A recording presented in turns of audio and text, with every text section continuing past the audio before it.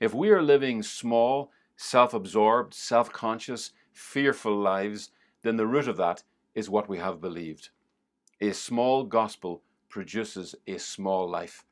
You know, there was a film that came out about 30 years ago about a scientist who invented a machine that could shrink things, and he ended up accidentally shrinking his kids.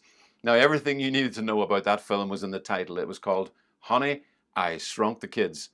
You know, it was so successful that a few years later they brought out a sequel called Honey, I Blew Up the Kid. I remember that one.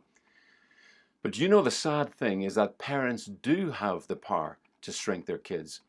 My fears, my anxieties, my beliefs and my unbelief has profoundly shaped the lives of my children, for my words have shaped them, and those words were born from my beliefs.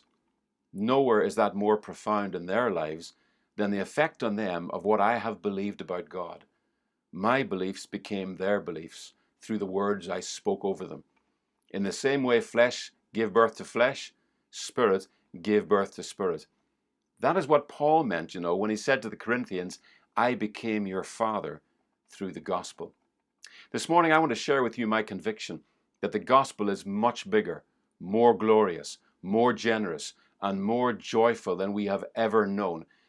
Because the lives we were destined to live in Christ have got to be bigger, more glorious, more generous, and more joyful than the small lives limited by anxiety that multitudes of us as believers are living today.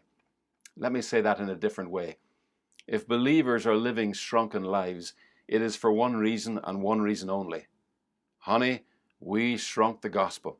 And when you shrink the gospel, you shrink the kids.